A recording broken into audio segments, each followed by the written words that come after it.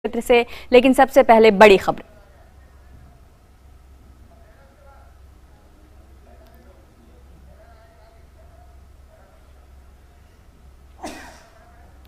कर्नाटक के मुख्यमंत्री बीएस येदियुरप्पा का इस्तीफा। राज्यपाल थावरचंद गहलोत ने किया स्वीकार। इस्तीफा देने के बाद भावुक हुए येदियुरप्पा, कहा मैं हमेशा अग्नि परीक्षा से गुजरा।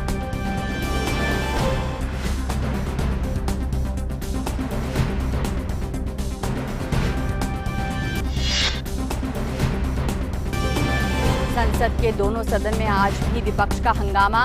सदनों की कार्यवाही दोपहर 2 बजे तक के लिए स्थगित।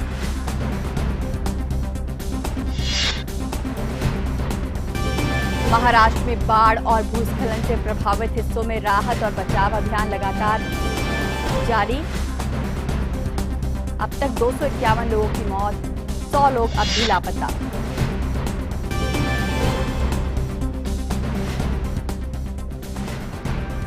और सीधे आपको लिए चलते हैं, बीएस येदियुरप्पा संबोधित कर रहे हैं।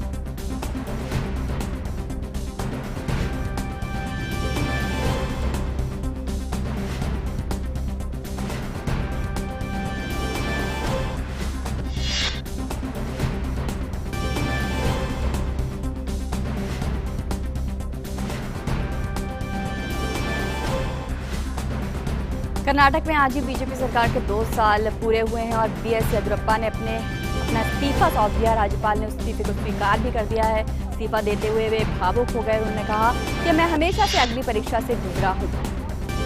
इस्तीफे के बाद दिल्ली में भाजपा में बैठकों का दौर जारी है। कर्नाटक में सीएम पद से येदियुरप्पा ने अपना इस्तीफा दे दिया है। कौन होगा उत्तराधिकारी, अभी उसके नाम पर जो है वो मुहर नहीं लगी है। राज्यपाल ने येदियुरप्पा का इस्तीफा मंजूर किया है। बीजेपी सरकार ने आज ही कर्नाटक में 2 साल पूरे किए हैं और आज 2 साल का कार्यकाल पूरा होने के बाद मुख्यमंत्री पद से उन्होंने इस्तीफा दे दिया और राज्यपाल थावरचंद गहलोत ने उनका इस्तीफा स्वीकार भी किया। एक बयान में उन्होंने अपने 2 साल के कार्यकाल का ब्यौरा दिया और वो भावुक भी हो गए। उन्होंने कहा कि उन्होंने हमेशा से अग्नि परीक्षा दी है। भाजपा सरकार के 2 साल पूरे होने से संबंधित कार्यक्रम में उन्होंने इस्तीफे का ऐलान किया। और हमारे साथ आयशा खानम जुड़ गई हैं। आयशा, येदियुरप्पा का जाना, उनका इस्तीफा, 2 साल कर्नाटक में आज सरकार को पूरे हुए थे, राज्य सरकार को, भावुक भी हो गए अपना इस्तीफा देते हुए। जी बिल्कुल रजनी, अब बीएस येदियुरप्पा कर्नाटक के कार्यवाहक मुख्यमंत्री हैं। अभी अभी उन्होंने इस्तीफा दे दिया है राजभवन पहुंचकर और राज्यपाल ने इस्तीफा स्वीकार भी कर लिया है। तो जाहिर है येदियुरप्पा के लिए ये बहुत ही भावुक क्षण था, क्योंकि 26 जुलाई 2019 में उन्होंने मुख्यमंत्री के पद पर मुख्यमंत्री का पद ग्रहण किया था और उसी दिन उनका शानदार समारोह में उन्होंने शपथ ली थी। और अब ठीक 2 साल के बाद 26 जुलाई एक बार फिर येदियुरप्पा के सामने भावुक दिन, और आज के दिन येदियुरप्पा की विदाई थी विधानसौधा से।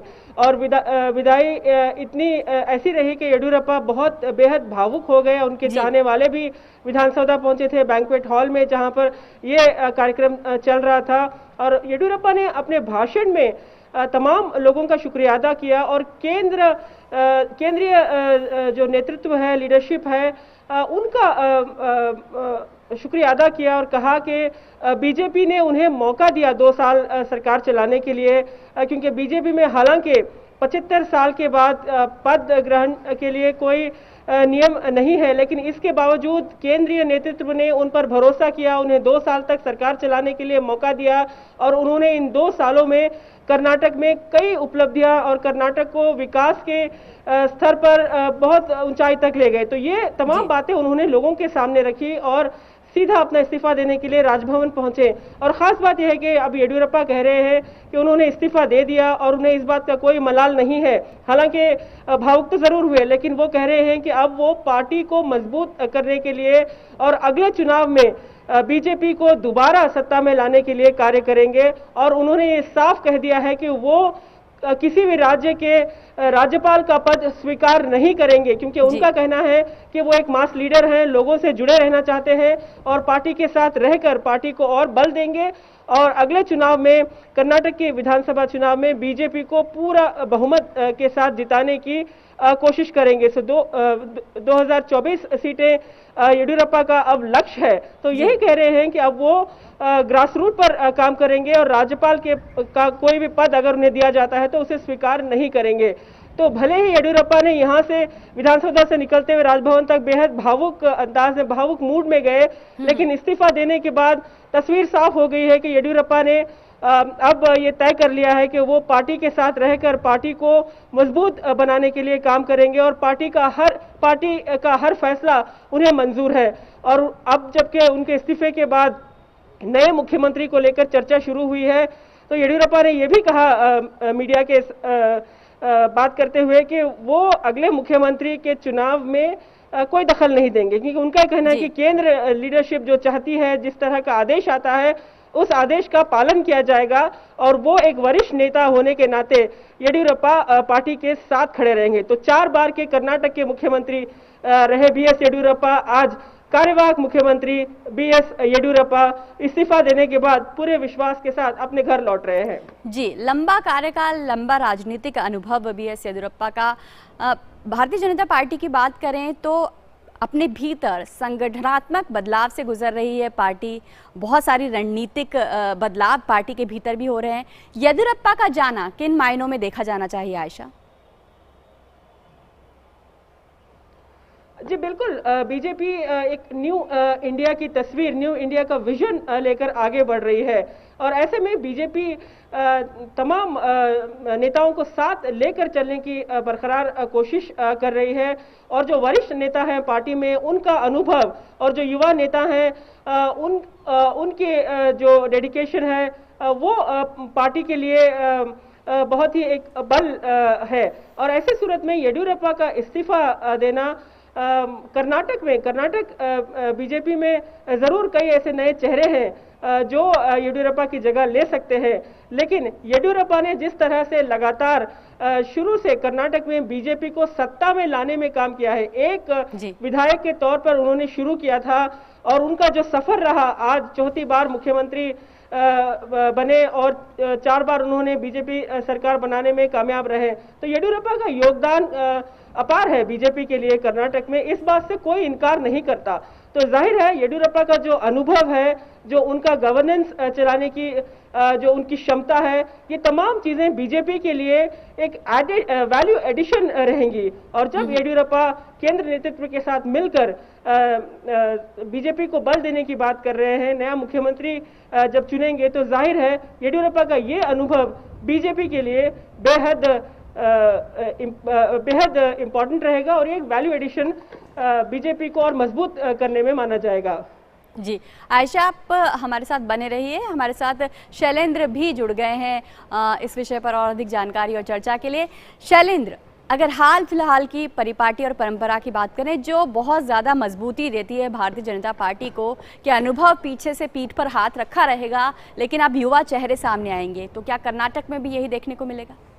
देखिए, कौन होगा येडियुरप्पा की जगह पर नया मुख्यमंत्री, इसके लिए निश्चित तौर पर थोड़ा इंतजार करना होगा। बीजेपी में बैठकों का दौर जारी है। बीजेपी के राष्ट्रीय अध्यक्ष जेपी नड्डा वरिष्ठ नेताओं के साथ बैठक कर रहे हैं। हम जानते हैं कि इस पूरी कवायद से पहले देखें तो अरुण सिंह जो प्रभारी महासचिव हैं, उनको पहले कर्नाटक भेजा गया था। उसके बाद जब वो दिल्ली आए, उनसे विचार विमर्श किया गया। उसके बाद बीएस येडियुरप्पा दिल्ली आए, राष्ट्रीय अध्यक्ष जेपी नड्डा से मुलाकात की और तब ये तय हो गया था एक तरह से कि जेपी नड्डा की मुलाकात के बाद ये तय हो गया था कि बीएस येडियुरप्पा मुख्यमंत्री पद से त्यागपत्र देंगे उचित समय पर। और आज उन्होंने त्यागपत्र देते हुए कहा भी कि दरअसल ये उनका फैसला है। इस बात को लेकर एक धन्यवाद भी दिया कि किस तरह से एक उम्र का नियम होने के बावजूद उन्हें 2 साल मौका दिया गया। निश्चित तौर पर बीजेपी में अगर देखें तो आप जो बाकी राज्यों के, जो बीजेपी शासित राज्यों के जो मुख्यमंत्री हैं, चाहे योगी आदित्यनाथ हो, पुष्कर सिंह धामी हो, जयराम ठाकुर हो,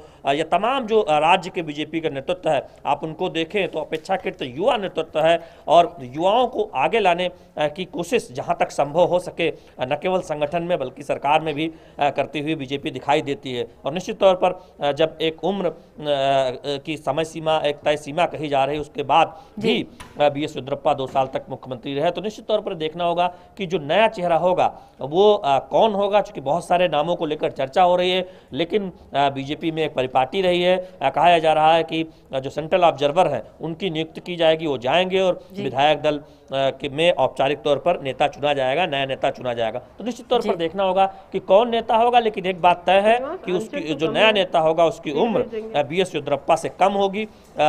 जहाँ तक उनकी उम्र का सवाल है, यानी अपेक्षाकृत नया नेतृत्व मिलने वाला है, ये बिल्कुल तय बात है। जो भी नया मुख्यमंत्री होगा, विधायक दल का बीजेपी का नेता होगा, उसकी उम्र BS येदियुरप्पा के मुकाबले निश्चित तौर पर कम रहने वाली है। अब जो चर्चित नाम है, जो नाम चर्चा में है, उसमें कौन होगा ये देखने वाली बात होगी, क्योंकि बीजेपी के पास नेताओं की कमी नहीं है। अगर आप कर्नाटक की बात करें, बिल्कुल बीजेपी के तमाम कद्दावर नेता आते हैं। शैलेंद्र, आपके पास लौटेंगे, जिस बेंच स्ट्रेंथ की आप बात कर रहे हैं उसकी बात करेंगे, लेकिन खबर जो है वो पढ़ लेते हैं। कर्नाटक के मुख्यमंत्री के इस्तीफे के बाद राज्य की ताज़ा स्थिति के बारे में अगर बात करें तो इस विषय में हमारी विशेष संवाददाता आयशा खानम ने राज्य के गृह मंत्री बसवराज बोम्मई से खास बात। कट गया ना फोन। मुख्यमंत्री BS येदियुरप्पा ने इस्तीफा देने का फैसला कर लिया है और तो कर रहे हो ना। अब आगे चलकर कर्नाटक में क्या स्थिति रहेगी, इसके बारे में बातचीत करने के लिए मेरे साथ हैं बसवराज गृह मंत्री है। सर, इस्तीफे का ऐलान कर दिया BS येदियुरप्पा ने, आगे क्या है? अभी जैसे मुख्यमंत्री जी ने बताया कि उनको एक नया जिम्मेदारी लेना पड़ेगा कि अगले 2 बरस में पार्टी को फिर से जिताने का जिम्मेदारी येदियुरप्पा को देके जो आडಳಿತ का जो जिम्मेदारी है उसको छोड़ के ये जिम्मेदारी लेना करके पार्टी जो हाईकमांड ने जो बोला है उसको पालन करेगा। और हम येदियुरप्पा के साथ सरकार में भी थे और पार्टी जो मजबूत करना है, पार्टी को चुनाव जीतना है, उसमें भी उनके साथ देंगे। कई नामों के लिस्ट में कई अटकलें लग रही है, तो क्या कहना चाहेंगे, किस तरह की लीडरशिप की उम्मीद की जा रही है? ये तो जब भी कुछ बदलाव आता है तो नाम तो आता है, लेकिन हमारे जो हाईकमांड है सब सोच समझ के, सबका राय उनको मालूम है, वो एक निर्णय लेगा। हम सब लोग उनको मानना पड़ेगा। क्या दिशा होगी सर नए लीडरशिप की? नया लीडरशिप की दिशा होगी कि येदियुरप्पा के जो लीगेसी है उसको डेवलपमेंट की लीगेसी है, कर्नाटक को डेवलपमेंट करना है,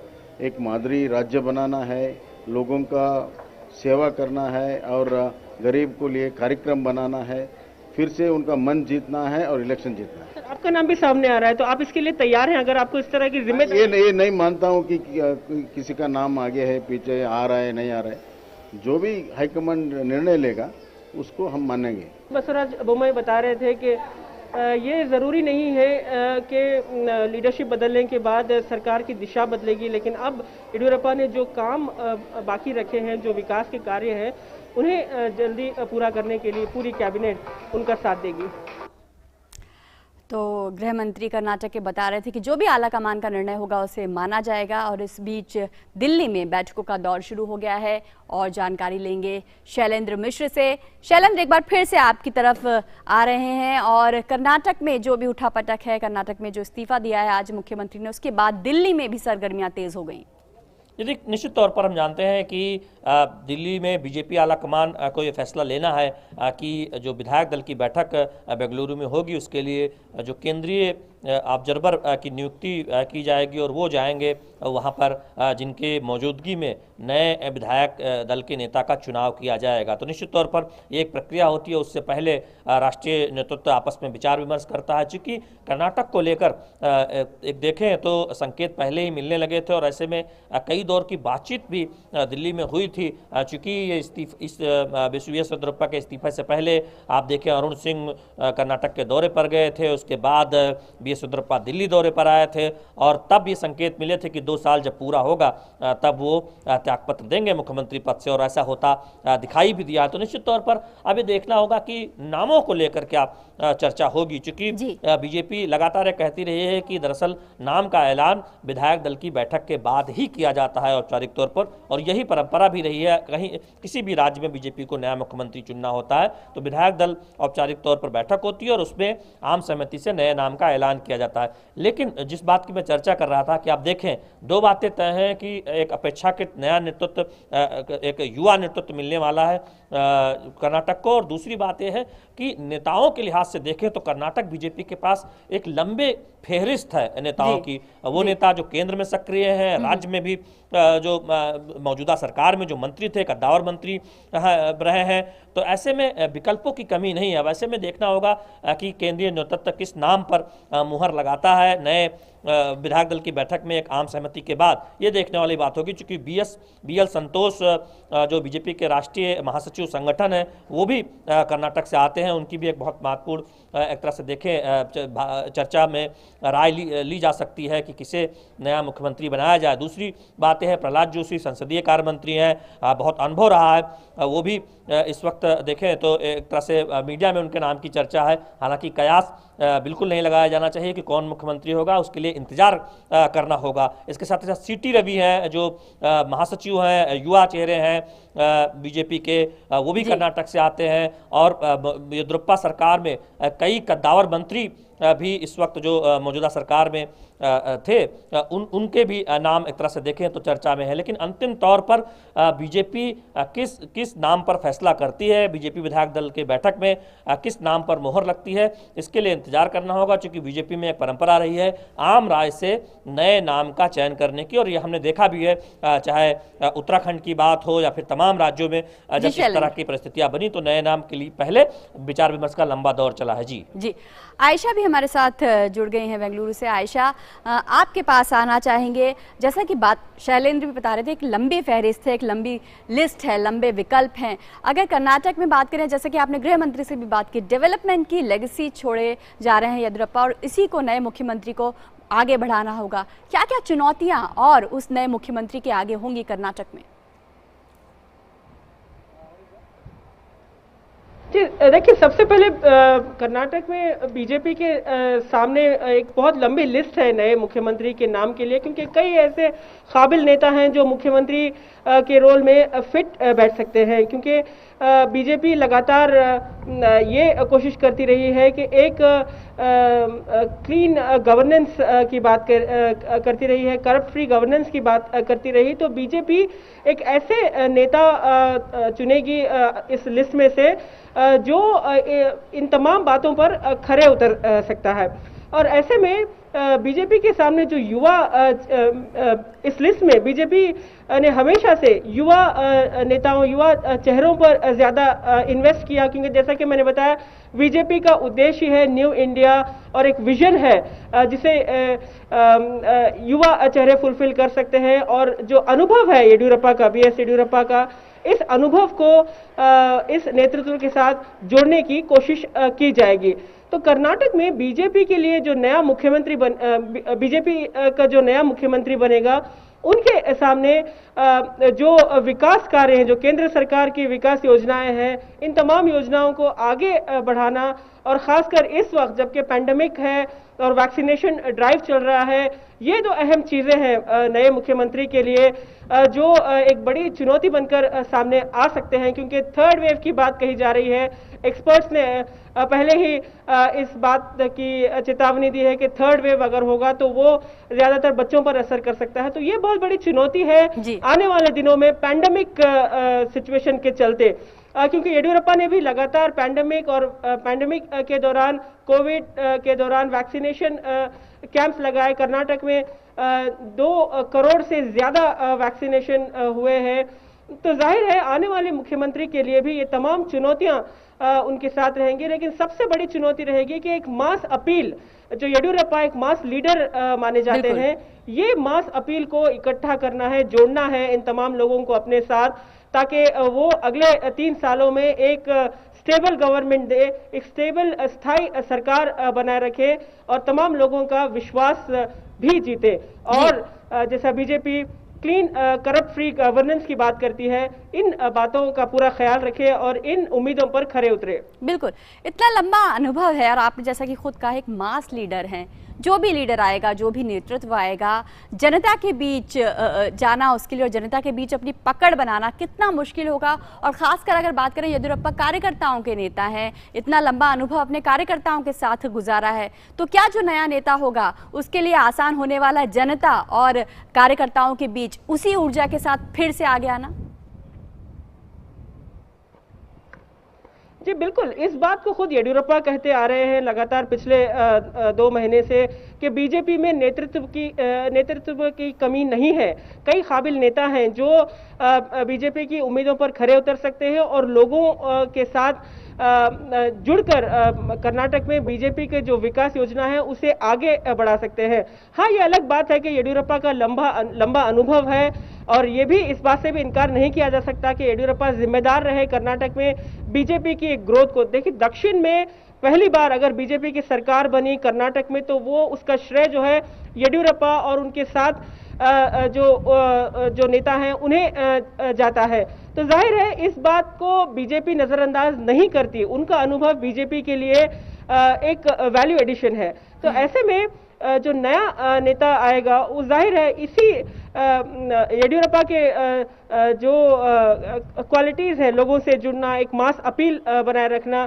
कर्नाटक में खास बात यह है कि यहाँ पर जब भी राजनीति की बात होती है तो जाति आधार पर और क्षेत्र आधार पर, रीजनल आधार पर यहाँ पर सरकारें बनती भी हैं और गिरती भी है।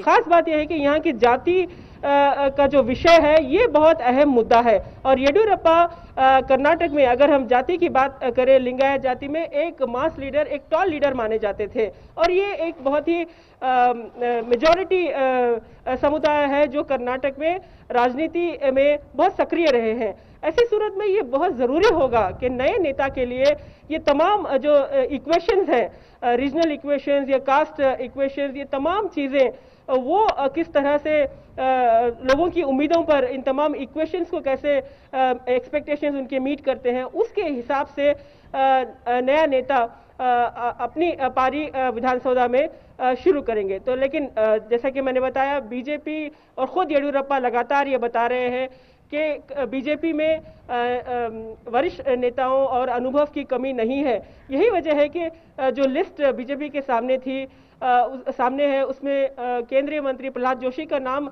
सबसे आगे है और ये प्रहलाद जोशी जो है वो वरिष्ठ नेता माने जाते हैं कर्नाटक में और लगभग पूरे क्षेत्रों में उनकी एक मास अपील है, एक कनेक्ट है।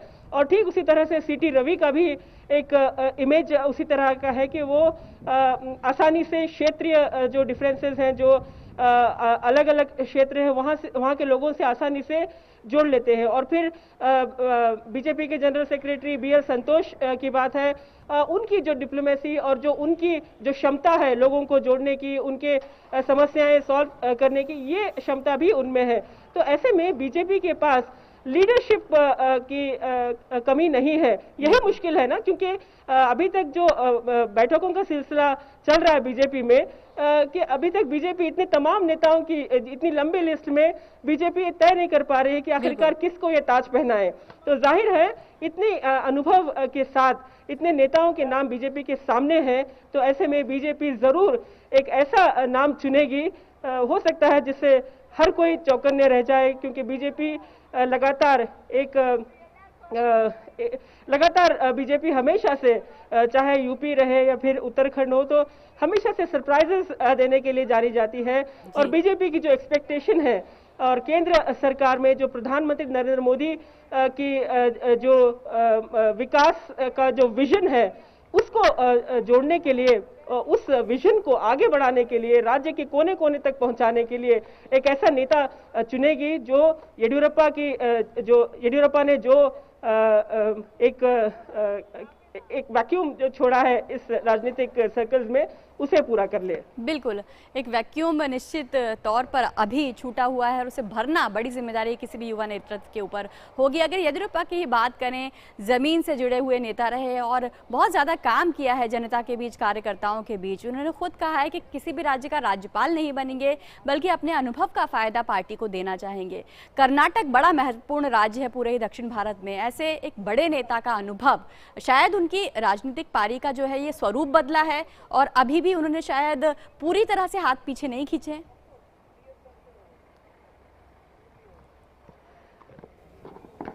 जी रजनी, येडियुरप्पा एक बहुत ही मंझे हुए राजनेता हैं। जाहिर है वो इस वक्त आज के दिन ये बात कह रहे हैं कि वो कोई राज्यपाल का पद स्वीकार नहीं करेंगे, पार्टी के साथ रहेंगे, पार्टी को बल देंगे।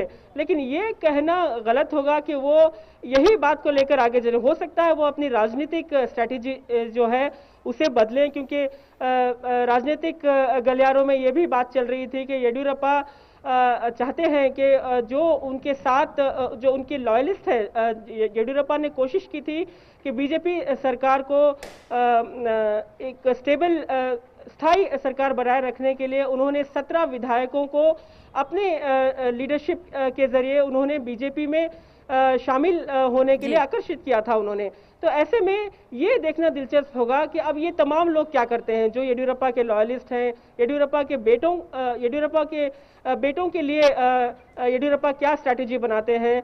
तो ये तमाम चीजें येडियुरप्पा पर आरोप भी लगते रहे हैं कि वो परिवारवाद को भी आगे बढ़ा रहे हैं। यही कुछ हलकों में नाराजगी चल रही थी, यही वजह चल रही थी कि कुछ विधायक जो है केंद्र नेतृत्व के सामने शिकायत लेकर बार बार जाते रहे कि येडियुरप्पा के जो बेटे हैं वो लगातार प्रशासन में दखल देते हैं और इस बात से जो दूसरे विधायक हैं उन्हें ये बात गवारा नहीं थी। तो येडियुरप्पा पर कई आरोप भी लगते रहे, कई शिकायतें भी उनके खिलाफ जाती रही। लेकिन अब येडियुरप्पा जबकि ये रास्ता साफ कर दिया है अपनी रेजिग्नेशन के साथ, लेकिन ये कहना गलत होगा कि येडियुरप्पा चुप बैठने वालों में से नहीं है, क्योंकि येडियुरप्पा जाहिर है अपने राजनीतिक अनुभव को किसी न किसी तरह से इस्तेमाल करेंगे जरूर, और जरूर चाहेंगे कि जो उनके जो लॉयलिस्ट हैं और उनके समुदाय के जो दूसरे विधायक हैं, जो दूसरे नेता हैं, उन्हें किस तरह से दिशा दे, उन्हें किस तरह से रास्ता दिखाए। क्योंकि येडियुरप्पा ने अब तो भले ये कह दिया कि वो अगले मुख्यमंत्री के चुनाव में कोई दखल नहीं देंगे और ना ही किसी का नाम प्रपोज करेंगे। शुरू से ये कहा जा रहा था कि येडियुरप्पा एक सक्सेशन प्लान बना रहे हैं और वो चाहते हैं कि उनके प्लान के मुताबिक उनका इस्तीफे का जो स्ट्रैटेजी है वो पूरी की जाए। लेकिन ऐसा नहीं हुआ। येडियुरप्पा अब ये खुलकर सामने बता रहे हैं कि वो इस बात में कोई दखल नहीं देंगे और अब केंद्र नेतृत्व को फैसला करना है कि कर्नाटक का अगला मुख्यमंत्री कौन होगा। लेकिन बहुत मुमकिन है येडियुरप्पा जैसा कि यहाँ पर मंच से कह रहे थे कि वो बीजेपी के साथ मिलकर काम करेंगे। जाहिर है मार्गदर्शक मंडल जो है अगला पड़ाव जो आता है बीजेपी का वरिष्ठ नेताओं के लिए, मार्गदर्शक मंडल में हो सकता है येडियुरप्पा अपने इस अनुभव को शेयर करें और कर्नाटक में बीजेपी को दोबारा सत्ता में लाने के लिए लगातार कोशिश करेंगे और लगातार बीजेपी के साथ जुड़े रहेंगे। जी आयशा, एक स्थिर सरकार और एक मजबूत मुख्यमंत्री जहां किसी भी सरकार की सबसे बड़ी स्ट्रेंथ होती है, मजबूती होती है, तो वहीं विपक्ष की आंख में सबसे बड़ा कांटा येडियुरप्पा का जाना और उसके बाद कर्नाटक में विपक्ष की रणनीति, किस तरीके से विपक्ष देख रहा होगा इस फैसले को?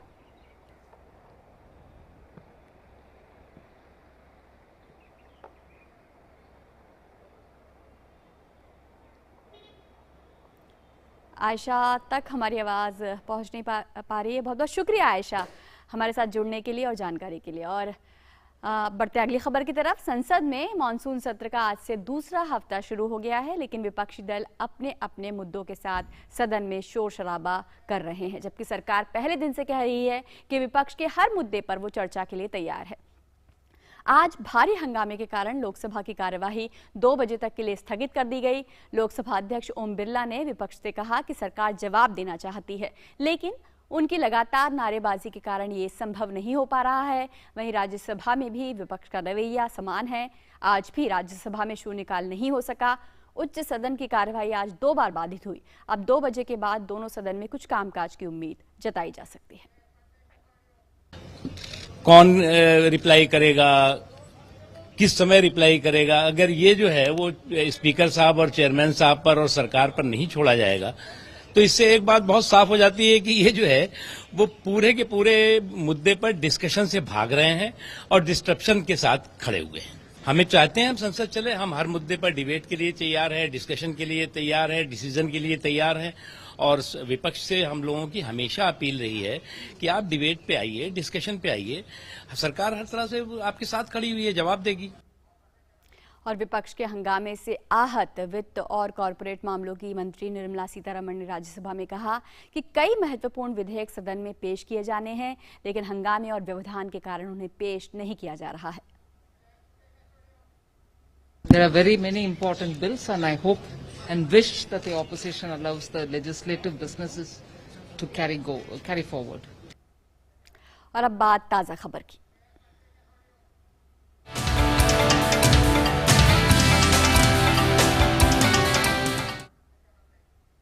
देश विजय दिवस मना रहा है। बात करते हैं विजय दिवस की।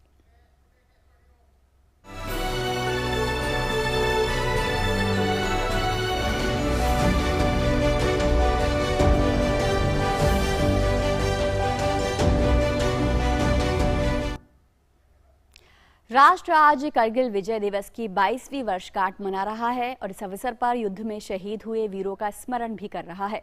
आज के दिन 1999 में भारतीय सशस्त्र सेनाओं ने ऑपरेशन विजय के तहत करगिल क्षेत्र पाकिस्तानी सेना समर्थित घुसपैठियों से खाली कराया था। इस मौके पर राष्ट्रपति रामनाथ कोविंद ने जम्मू कश्मीर के बारामूला में डैगर वॉर मेमोरियल पर शहीदों को श्रद्धांजलि अर्पित की। दरअसल खराब मौसम के कारण राष्ट्रपति रामनाथ कोविंद का आज द्रास जाने का कार्यक्रम रद्द हो गया है।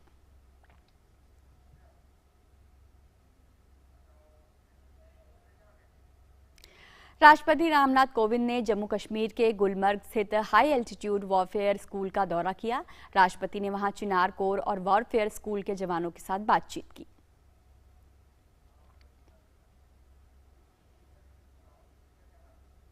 प्रधानमंत्री नरेंद्र मोदी ने करगिल विजय दिवस की 22वीं वर्षगांठ पर ट्वीट किया है। उन्होंने अपने ट्वीट संदेश में लिखा, हम उनके बलिदान को याद कर रहे हैं, हम उनकी वीरता को याद कर रहे हैं। आज करगिल विजय दिवस पर हम उन सभी को श्रद्धांजलि देते हैं जिन्होंने देश की रक्षा करते हुए करगिल में अपने प्राणों की आहुति दे दी। उनकी बहादुरी हमें हर एक दिन प्रेरित करती रहेगी। पिछले साल के मन की बात का एक अंश भी साझा कर रहा हूं। आज 26 जुलाई है और आज का दिन बहुत खास है। आज कारगिल विजय दिवस है। 21 साल पहले आज के ही दिन कारगिल के युद्ध में हमारी सेना ने भारत की जीत का झंडा फहराया था। साथियों, कारगिल का युद्ध जिन परिस्थितियों में हुआ था वो भारत कभी नहीं भूल सकता। पाकिस्तान ने बड़े बड़े मंसूबे पालकर भारत की भूमि हथियाने और अपने यहाँ चल रहे आंतरिक कलह से ध्यान भटकाने को लेकर दुस्साहस किया था। भारत तब पाकिस्तान से अच्छे संबंधों के लिए प्रयासरत था, लेकिन कहा जाता है ना, बैरू अकारन सब काहू सौ, जो कर हित अनहित ताहू सौ। यानी दुष्ट का स्वभाव ही होता है हर किसी से। और करगिल विजय दिवस की 22वीं सालगिरह के अवसर पर रक्षा मंत्री राजनाथ सिंह ने राष्ट्रीय युद्ध स्मारक पर शहीद जवानों को श्रद्धांजलि अर्पित की।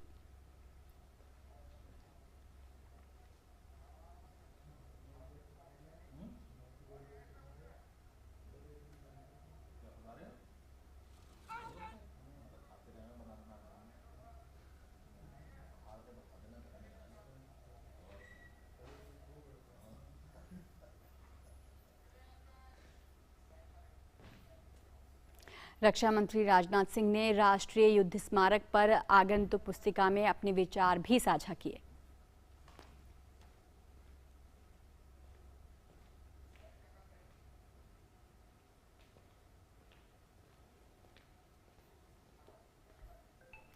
करगिल विजय दिवस के अवसर पर प्रमुख रक्षा अध्यक्ष जनरल बिपिन रावत ने लद्दाख के द्रास में बने करगिल वॉर मेमोरियल पर करगिल युद्ध में जान गंवाने वाले सैनिकों को श्रद्धांजलि अर्पित की।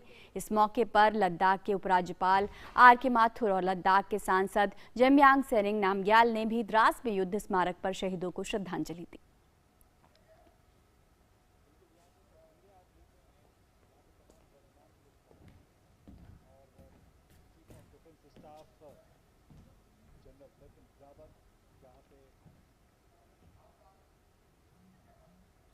कारगिल विजय दिवस की 22वीं सालगिरह के अवसर पर सेना प्रमुख जनरल मनोज मुकुंद नरवणे, वायुसेना प्रमुख air chief marshal RKS Bhadauria, navy के वाइस चीफ वाइस एडमिरल ने राष्ट्रीय युद्ध स्मारक पर शहीद जवानों को श्रद्धांजलि अर्पित की।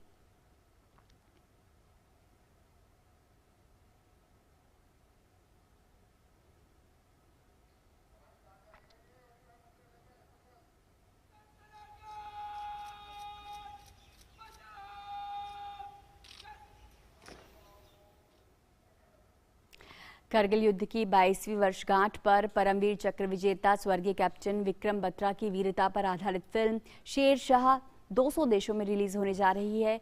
क्यों है ये खास मौका, खुद बता रहे हैं विक्रम बत्रा के जुड़वा भाई विशाल बत्रा।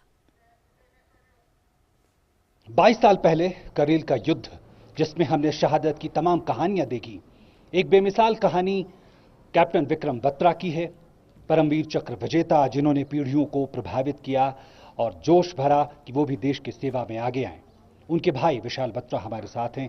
विशाल, जिस तरह से हमने देखा है, अब उनकी कहानी पूरी दुनिया सुनेगी शेरशाह मूवी के जरिए। कैसा पल आपके लिए ऐसे वक्त में जब हम 22वीं वर्षगांठ मना रहे हैं करगिल विजय की? मुझे लगता है कि पिछले 22 साल में ऐसा कोई भी दिन नहीं रहा है जहां पे हमने विक्रम को याद नहीं किया है। और primarily since I am his younger twin, I walk across a lot of people जो जल्दी मेरे पास आते हैं और पूछते हैं that you look like Vikram. तो मुझे लगता है कि अब उसकी स्टोरी आ गई है तो I think it will reach the larger audience. और एनी हाउ आई थिंक पिछले 22 साल में विक्रम ने बहुत यूथ को इंस्पायर किया है। और मुझे बहुत ऐसे बच्चे मिले जिन्होंने बोला है कि हम फोर्सेज ज्वाइन करना चाहते हैं। In fact I met lot of army officers वो लेफ्टिनेंट्स जिन्होंने हमें बोला कि विशाल, हम जब आपके ब्रदर की स्टोरी सुनते थे तो आपके ब्रदर की स्टोरी ने इंस्पायर किया हमें फोर्सेज ज्वाइन करने के लिए। तो आज जब ये उसके ऊपर मूवी आ रही है और जब ये लार्जर ऑडियंस में पहुंचेगी, I am sure it will inspire millions of Indians. And मुझे लगता है कि यूथ को पता होना चाहिए कि आर्मी हमारे लिए क्या करती है। तो दूसरा और आखिरी सवाल कि बहुत फेमस उनकी एक लाइन बड़ी मशहूर हुई, ये दिल मांगे मोर। आपसे बेहतर कोई नहीं बता सकता क्यों, जब इतने वॉर उन्होंने की, इतनी लड़ाइयाँ लड़ी, उसके बाद भी क्या ऐसा जज्बा था कि उनका दिल बार बार और ज़्यादा चाहता था, ये दिल उनका मांगता था मोर? विक्रम बहुत डेयर डेविल इंडिविजुअल था। जब हम स्कूल में भी होते थे, दोनों ट्विंस थे and we were very keen sports persons. हम दोनों ने अपने स्कूल को all India national table tennis, judo, karate में रिप्रेजेंट किया था। और वहाँ पे भी विक्रम का एक ही वो रहता था कि जितने भी ट्रॉफीज उसको स्वीप आउट करनी है। तो he was never the one who guy, he was never a guy who wanted to rest. और मुझे लगता है कि जब अपने फर्स्ट मिशन के लिए गए 5140 पे, उनको लगा भी वाइल उन्होंने फतेह हासिल कर लिया है लेकिन जो इंडियन आर्मी का ऑब्जेक्टिव है पूरा नहीं हुआ है। And I believe that he wanted to contribute more towards the success of the Indian army. और इसीलिए उन्होंने बोला ये दिल मांगे more, till the time our end objective of getting every peak is won, तब तक मैं रुकूंगा नहीं, तब तक मैं ठहरूंगा नहीं। और आई थिंक वही उनके दिमाग में उस वक्त चला होगा जिसकी वजह से उन्होंने ये गोल्डन वर्ड्स बोले, ये दिल मांगे मोर। बहुत बहुत धन्यवाद हमसे बातचीत करने के लिए विशाल जी। तो ये दिल मांगे मोर, ये देश भी चाहता है ऐसे और वीर सामने आए और हमारी मातृभूमि हमेशा की तरह सुरक्षित रहे। कैमरामैन कुलदीप शर्मा के साथ में ओम प्रकाश दास, द्रास, करगिल युद्ध स्मारक से। और अब नजर डालते हैं अन्य राष्ट्रीय खबरों पर।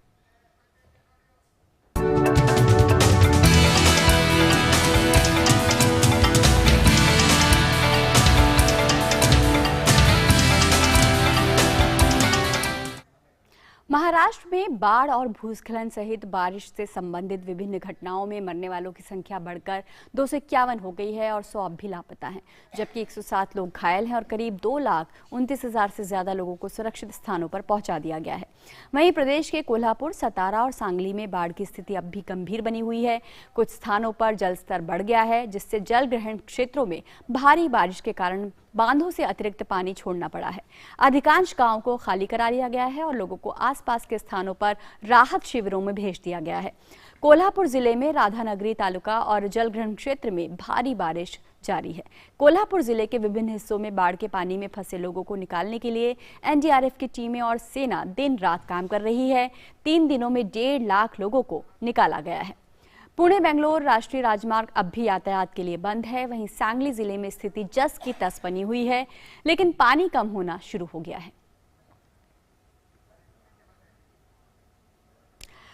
तो महाराष्ट्र में बाढ़ की स्थिति गंभीर है। ज्यादा जानकारी के लिए शिशिर हमारे साथ जुड़ रहे हैं। शिशिर, क्या स्थिति है फिलहाल महाराष्ट्र में? क्या पानी उतरना शुरू हुआ है? और खासकर रायगढ़ और आसपास के जिलों की बात करें, वहां पर क्या भूस्खलन की घटनाएं अब भी घट रही हैं?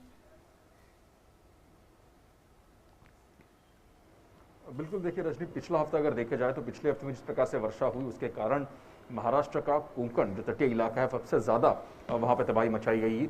और अब अगर देखा जाए तो महाराष्ट्र का जो पश्चिमी मतलब जो वेस्टर्न महाराष्ट्र का इलाका है, पश्चिमी महाराष्ट्र का इलाका, वहाँ पर अगर देखा जाए बारिश की वजह से अब बाढ़ की स्थिति यहाँ पे दिखाई दे रही है। कई गाँवों में जो है बाढ़ का पानी घुस चुका है। खासतौर पर कोंकण की बात करें तो कोंकण में पूरी तरह से पानी उतर चुका है। अब वहाँ पर सबसे बड़ी दिक्कत है प्रशासन के सामने, वो है किस प्रकार से सैनिटाइजेशन वर्क जो है पूरे इलाके में किया जाए, खास तौर पर चिपलून के इलाके में जहाँ पे सबसे ज़्यादा पानी सबसे पहले जो है फ्लड वहाँ पर आया था। हालांकि उसके बाद अगर देखा जाए प्रशासन की तरफ से, जो लोकल प्रशासन है उनकी तरफ से भी जो सैनिटाइजेशन वर्क है वो शुरू कर दिया गया है। अब बात अगर पश्चिमी महाराष्ट्र की करें तो पश्चिमी महाराष्ट्र में कोल्हापुर, सातारा और सांगली, ये जो 3 बड़े ज़िले हैं, इसको अगर देखा जाए तो बाढ़ की सबसे बड़ी मार वहाँ पर पड़ी है।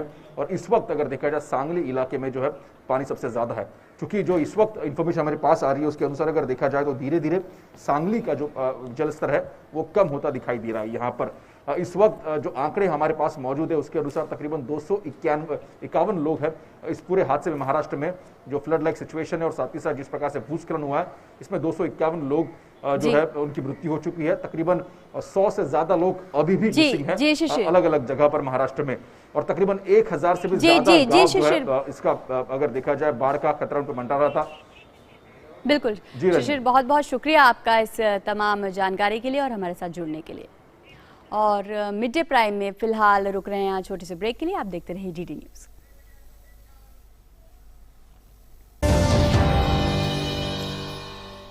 देखिए, आपके घर की एक एक दीवार चीख चीख कर कह रही है कि अच्छी सीमेंट क्यों नहीं लगाई। अगर वंडर सीमेंट लगाते तो दीवारें इतनी मजबूत होती कि आपके घर की दीवारों में बिल्कुल दरारें नहीं पड़ती। वंडर सीमेंट, जब भी आए भला कर जाए।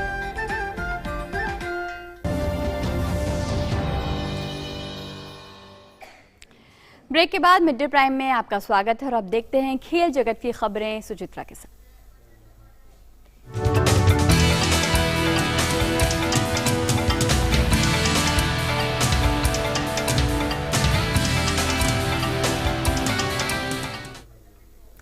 तो सुचित्रा, क्या खास होने वाला है आज ओलंपिक में भारत के इवेंट में?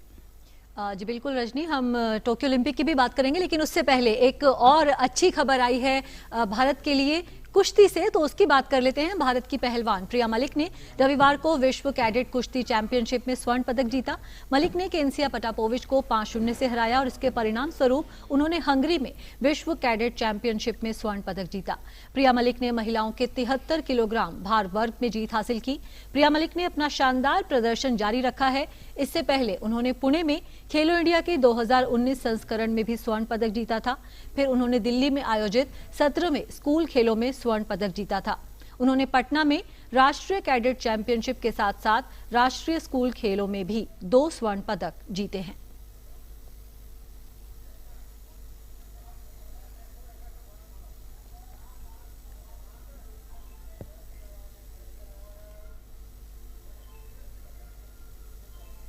और हमारे साथ दीप्ति बोपैया जुड़ चुकी हैं, जो कार्यकारी निदेशक हैं गो स्पोर्ट्स फाउंडेशन की।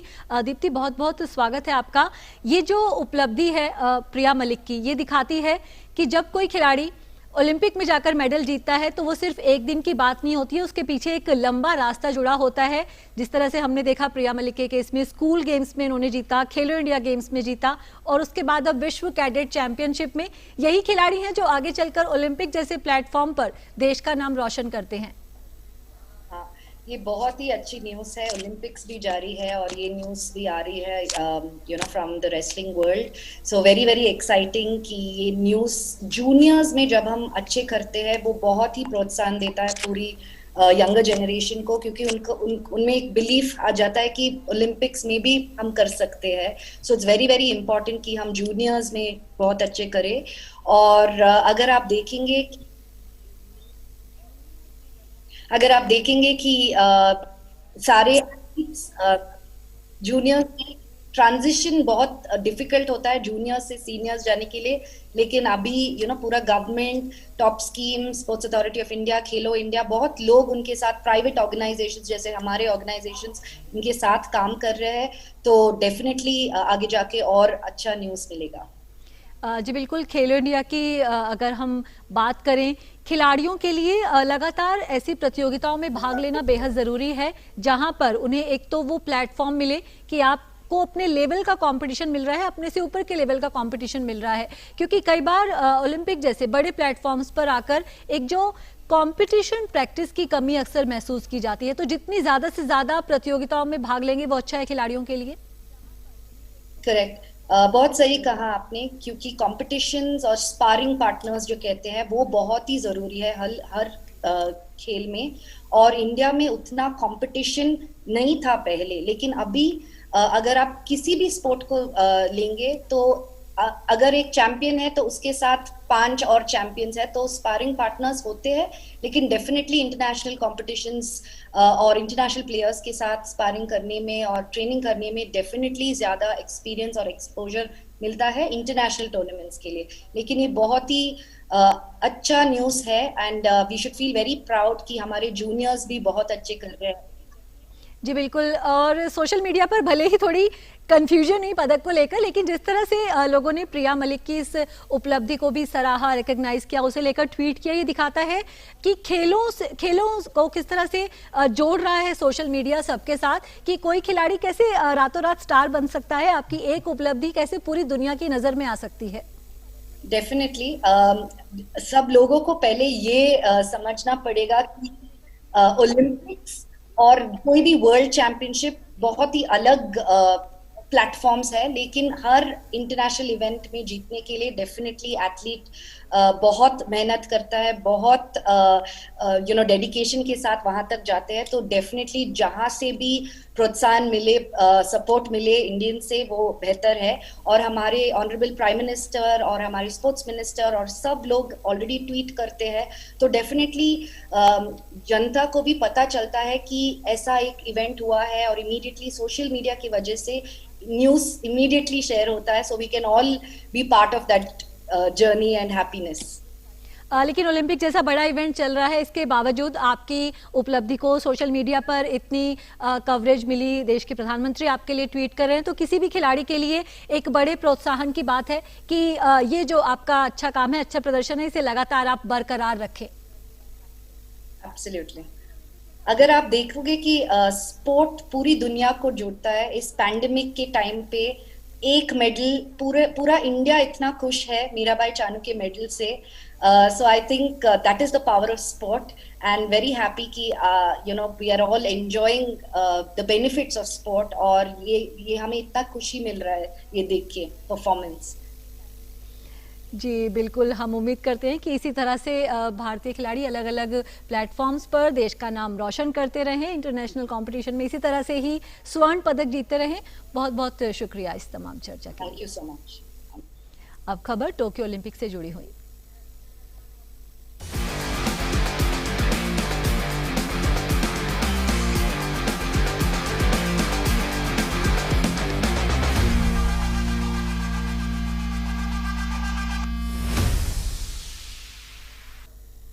राज्यसभा में आज भारोत्तोलक मीराबाई चानू को ओलंपिक में पदक जीतने पर बधाई दी गई।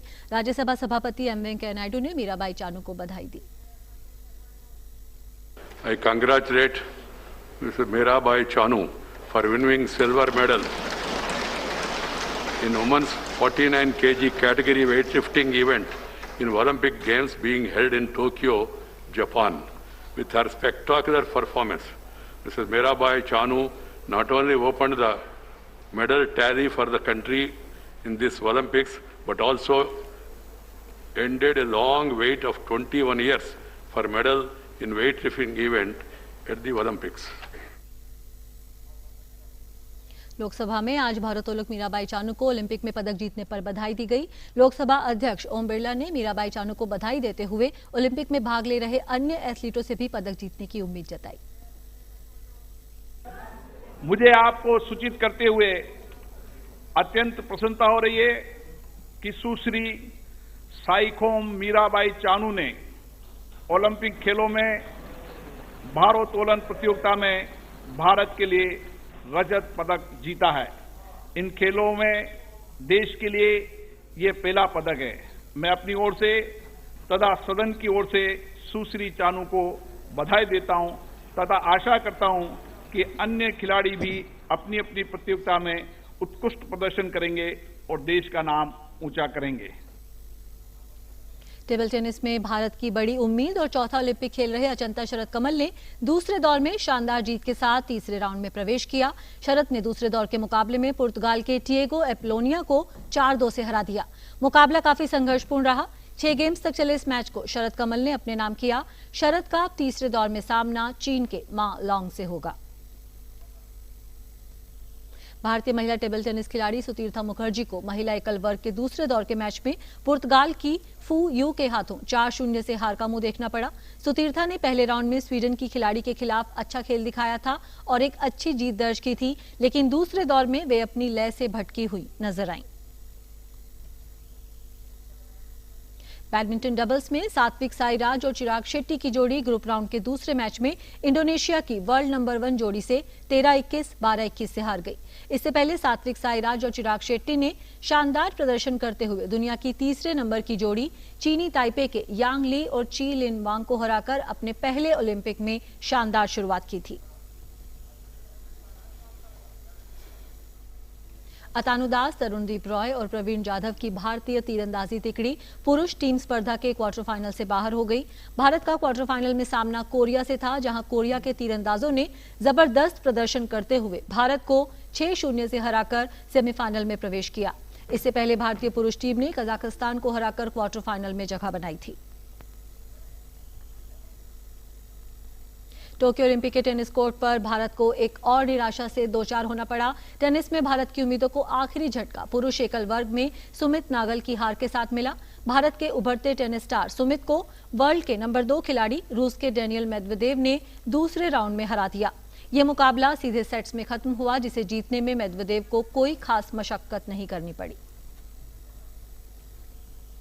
भारतीय तलवारबाज भवानी देवी तलवारबाजी के राउंड ऑफ 32 से बाहर हो गई हैं। भवानी देवी को दूसरे दौर के मैच में फ्रांस की मैनन ब्रूने ने 15-7 से हरा दिया। ब्रूने को सेबर के ड्रॉ में चौथी सीड हासिल थी, जबकि भवानी देवी को 29वीं। इसके बावजूद भारतीय तलवारबाज ने शानदार खेल दिखाया और 7 अंक हासिल किए। इससे पहले भवानी देवी ने पहले दौर में ट्यूनीशिया की बेन अजीजी नादिया को 15-3 से हराकर दूसरे दौर में प्रवेश किया था। और इस वक्त हमारे साथ न्यूज रूम से जुड़ रहे हैं हमारे खेल संवाददाता गौरव कुमार। गौरव, आज कुछ ज्यादा अच्छी खबर नहीं आ रही है भारत के लिए और मनिका बत्रा भी हार गई हैं, तो एक और झटका लगा है यहाँ पर भारत की उम्मीदों को। बिल्कुल सुचित्रा, इसमें कोई दो राय नहीं कि आज केवल शरत कमल को छोड़ दिया जाए तो बाकी जो सभी खिलाड़ी जो हर खेल में थे वो कहीं ना कहीं उन्होंने निराश किया। लेकिन निराशा की इस तस्वीर के बीच एक अच्छी तस्वीर इसलिए कह सकते हैं कि क्योंकि जिस तरह से आज भवानी देवी ने हमारा पहला जो मतलब इवेंट था आज सुबह का, उसमें जिस तरह से, क्योंकि हम पहली बार तलवारबाजी में उतरे थे ओलंपिक के इतिहास में, उसमें हमने जिस तरह से पहला मैच उन्होंने जीता, तो वो वाकई उनकी एक प्रतिभा को दिखाता है और ये भी दिखाता है कि उन्होंने कितना वर्क जो है वो फेंसिंग के खेल को लेकर के किया है।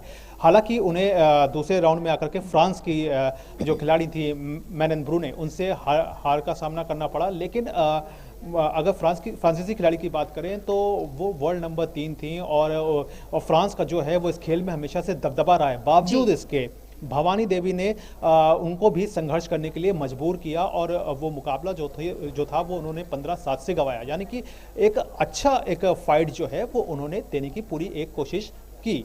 बाद में अगर बाकी के मुकाबले की बात करें, जिसमें तीरंदाजी की अगर बात करें, तो यहाँ पर ज़रूर जो है वो बड़ी निराशा हाथ लगी है, क्योंकि आपके जो तीनों तिकड़ी थी, जो प्रवीण जाधव, अतानु दास और तरुणदीप रॉय, जो कि अभी जिन्होंने वर्ल्ड चैंपियनशिप में 2019 में सिल्वर मेडल जीता था, कोरियाई जोड़ी के आगे कहना चाहिए, जो तिकड़ी के आगे बेहद कहना चाहिए जो परफॉर्मेंस था वो कहीं ना कहीं मेंटली रूप से काफ़ी डाउन दिखे, काफ़ी प्रेशर में दिखे, क्योंकि जिस तरह से कोरियंस स्कोर कर रहे थे, लगातार टेंस का स्कोर कर रहे थे लगातार, उन्होंने केवल पूरे मैच के दौरान जो कोरिया के तीरंदाज थे उन्होंने केवल एक बार ही 8 का स्कोर किया।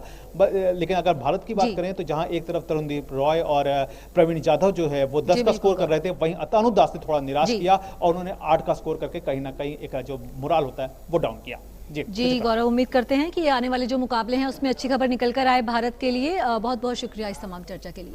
तो खेल की खबरों में फिलहाल इतना ही, वापस चलते हैं रजनी के पास। बहुत बहुत शुक्रिया सुचित्रा। और अब बारी हमारे अगले सेगमेंट लाइव प्राइम की।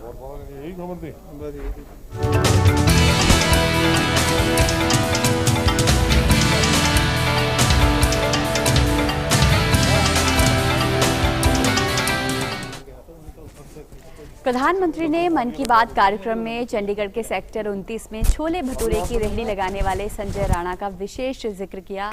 ऐसा क्या बात है संजय राणा की इस काम में, देख।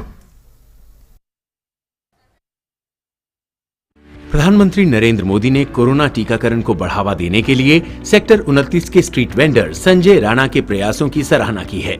दिलचस्प बात यह है कि संजय राणा वैक्सीन लगवाने वालों को फ्री में 1 प्लेट छोले भटूरे दे रहे हैं। संजय राणा बताते हैं कि एक दिन उनकी बेटी रिद्धिमा और भतीजी रिया एक आइडिया के साथ उनके पास आईं। दोनों ने उनसे कोविड वैक्सीन लगवाने वालों को फ्री में छोले भटूरे खिलाने को कहा और तब से संजय हर रोज ऐसे लगभग 30 से 40 लोगों को मुफ्त में छोले भटूरे खिला रहे हैं। प्रधानमंत्री जी का बड़ा आभारी हूँ, जिन्होंने मतलब कि एक छोटे से बंदे को भी याद रखा कि नहीं है कोई चंडीगढ़ में भी, तो जो वैक्सीन लगवाने आता है जी उनको फ्री में 1 प्लेट फ्री खिलाता हूँ। उनका मैसेज देखता हूँ जी मैं, जो मैसेज आज का ही होना चाहिए। जैसे बंडे बंडरे रखा हुआ तो 30-35 प्लेट खिला देता हूँ जी उनको, और उनको ये सलाह देता हूँ कि सारे वैक्सीन लगवाएं। संजय राणा पिछले करीब 1 महीने से लगातार इस कार्य को कर रहे हैं। प्रधानमंत्री ने लोगों को कोरोना रोधी वैक्सीन लगवाने के लिए प्रेरित करते हुए संजय राणा की सराहना की। नरेंद्र मोदी ने बीमारी के बचाव के लिए सभी को सावधानियां अपनाने की अपील करते हुए कोविड को बढ़ने से रोकने के लिए वैक्सीनेशन लेने का आह्वान किया। प्रधानमंत्री ने चंडीगढ़ शहर की प्रशंसा करते हुए कहा कि चंडीगढ़ खुश मिजाज और खूबसूरत शहर है और यहाँ रहने वाले लोग भी दिलदार हैं। Bureau report, DD news. Sanjay Rana vaccination के लिए लोगों को कर रहे हैं प्रेरित, और आप भी प्रेरित करिए लोगों को, खुद भी वैक्सीनेशन लगवाइए और दूसरों को भी प्रेरित करिए, और मास्क भी जरूर पहनिए जब भी आप बाहर निकलें, और कोविड से जुड़े सारे प्रोटोकॉल्स का पालन करिए। फिलहाल मिड डे प्राइम में आज बस इतना ही। हमें दीजिए आज्ञा। नमस्कार।